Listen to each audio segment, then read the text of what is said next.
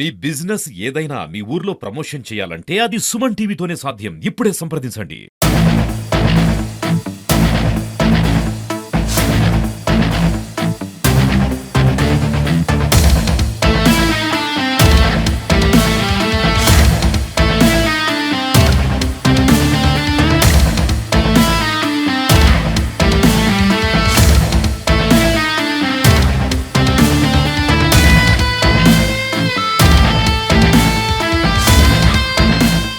నమస్తే, welcome to Suman TV. Nizamabad జిల్లాలో ఉన్నాము. ఏదైతే అర్సపల్లి సరౌండింగ్ ఏరియాలోనే దాదాపు 2 నుంచి 3 కబ్జాలు ఉన్నాయని మనకి ప్రాథమికంగా తెలుస్తుంది.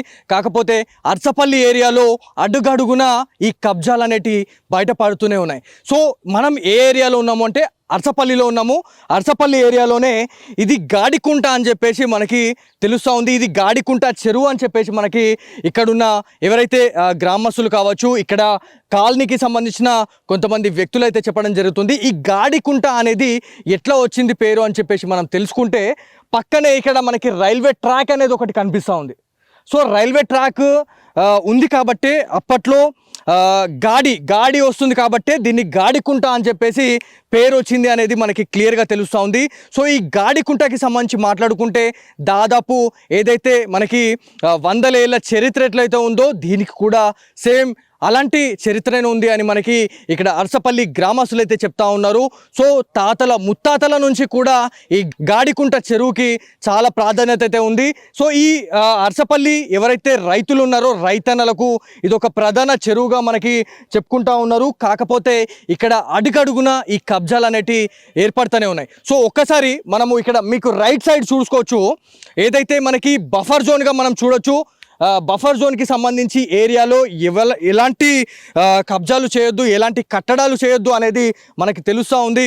సో ఒక అక్రమ కట్టడం జరుగుతుంది అంటే ఒక అధికారులు వచ్చేసి వాళ్ళు ఏం జరుగుతుందో అనేది ఖచ్చితంగా ఆరా తీయాల్సిన అవసరం ఎంతైనా ఉంది.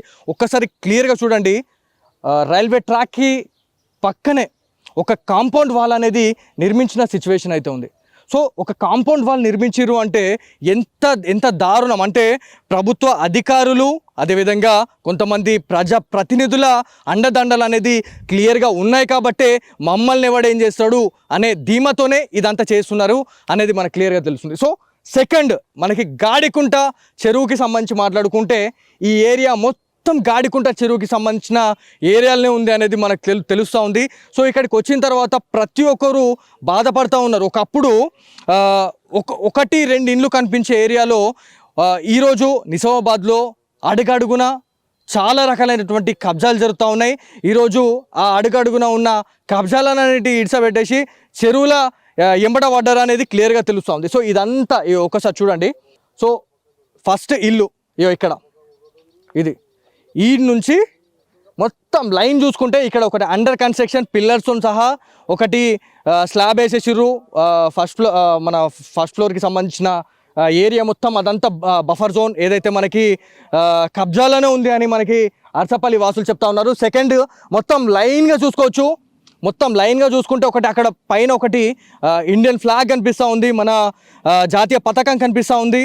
సో ఆ ఇల్లు కూడా మొత్తం కబ్జాలోనే ఉంది అని మనకు క్లియర్గా తెలుస్తూ ఉంది. సో ఇంత యథేచ్ఛగా అసలు ఒక పర్మిషన్ ఒక ఇల్లు కట్టాలంటే ఒక పర్మిషన్ కోసం మనము అసలు ముచ్చెమటలు పట్టించే సిచ్యువేషన్ ఉంది.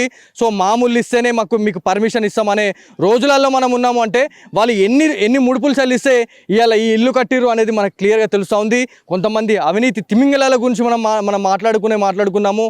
సుమన్ టీవీలో చాలా రకాలైనటువంటి అవినీతి తిమింగలాలకు సంబంధించి కూడా మనం చూపిస్తూనే ఉన్నాం. సో వాళ్ళందరికీ ముడుపులు చెల్లిస్తేనే ఈ కట్టడాలు అనేటివి ఏర్పడ్డాయి అనేది మనకు క్లియర్గా తెలుస్తూ ఉంది. సో ఇదంతా గాడికుంటకు సంబంధించిన ఏరియా.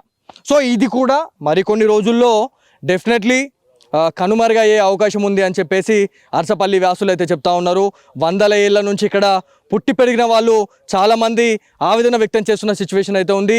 అన్ని ప్లేసెస్ వదిలేసిరు. ఇలా చెరువులు ఎంబడబడి చెరువులను కూడా కబ్జా చేస్తున్నారంటే రానున్న భవిష్యత్తు తరాలకి మేము ఎలాంటి స్ఫూర్తినివ్వాలి, ఎలాంటి ధైర్యం ఇవ్వాలి అని చెప్పేసి చాలామంది రైతన్నలు చెప్తా ఉన్నారు.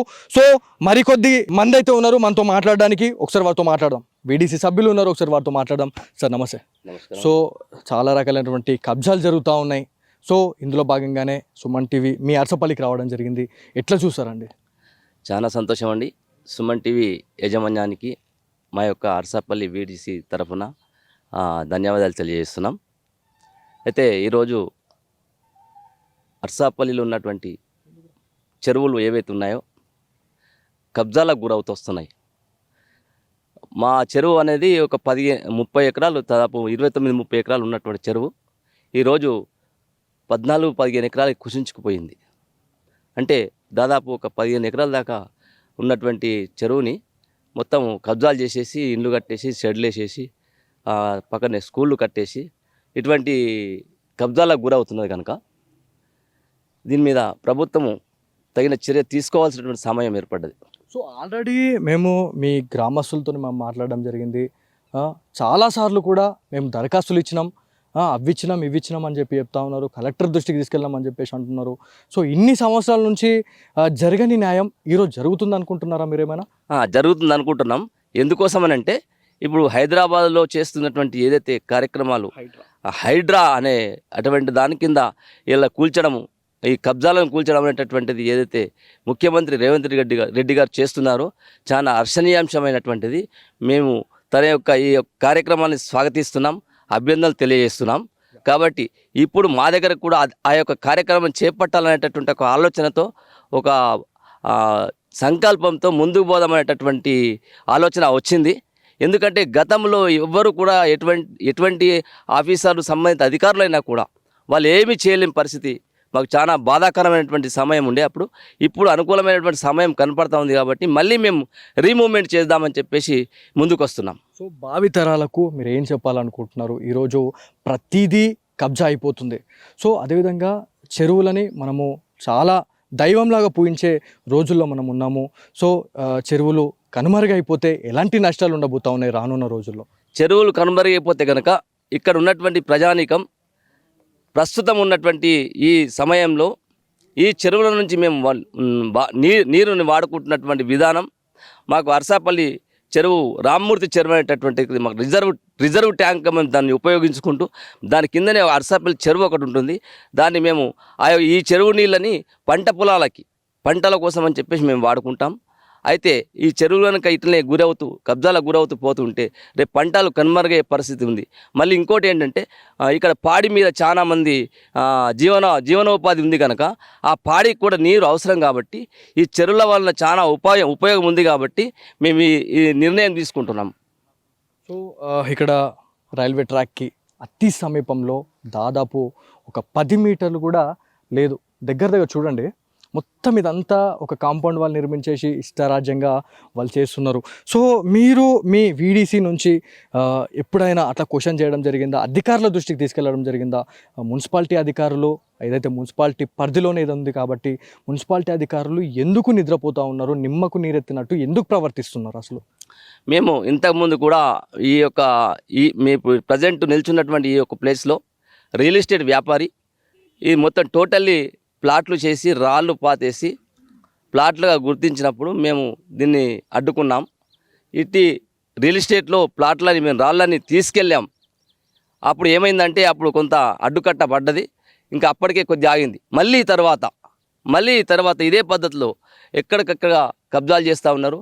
ఇది సంబంధిత అధికారుల దృష్టికి తీసుకపోతే కూడా వాళ్ళు నిమ్మకు నీరెత్తినట్టే ఉంటున్నారు. కాబట్టి ఇది ఎక్కువ పెచ్చుమీరిపోతుంది. కాబట్టి సంబంధిత అధికారులు దీని మీద తగిన చర్య తీసుకోవాల్సిన అవసరం ఉంది.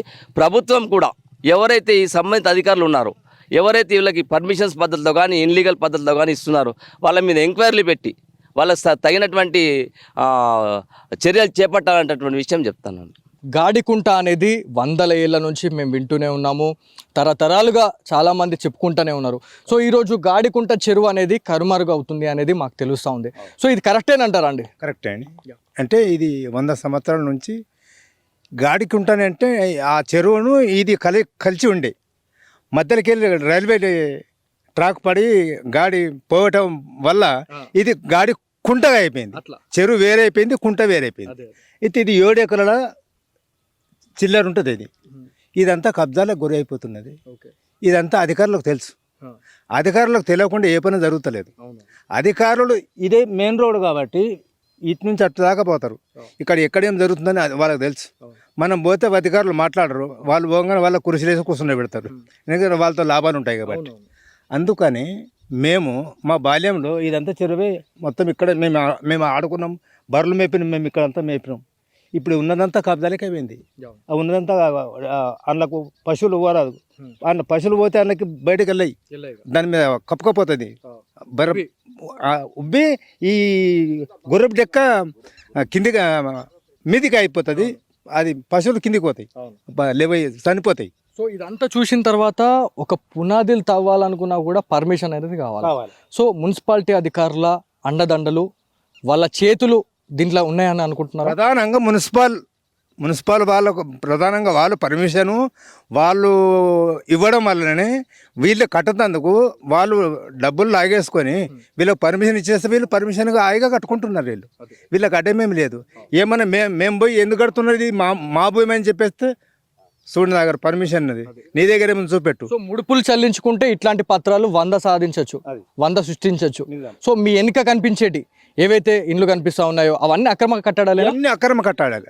ఇవన్నీ పట్టయి కాకుండా ఇవన్నీ ఈ గాడి కుంటకు సంబంధించి అక్రమ కట్టడాలు. ఇవన్నీ ఈ ముడుపులు చెల్లించుకుంటా సృష్టించినవి. మీటర్లు ఈడ ఉత్తి కాంబే ఉన్నది, ఈడ 1 మీటర్ బిగించిండు. 4 వద్దులైన తర్వాత దానికి బిల్లు చింపుకొని బిల్లు కట్టేస్తాను, నేను బిల్లు కట్టినని చెప్పేసి దాంతో ఆధారం పుట్టిస్తాడు. ఇగో ఈ తెలివి ఉపయోగించుకుంటా ఇదంతా క్యాష్ పాటే. ఉత్తమం లేనోళ్ళకి ఏమి గుంట లేదు. ఇప్పుడు ఇదంతా క్యాష్ పార్టీ, అధికారులు అండదండలు ఉండేవాళ్ళు.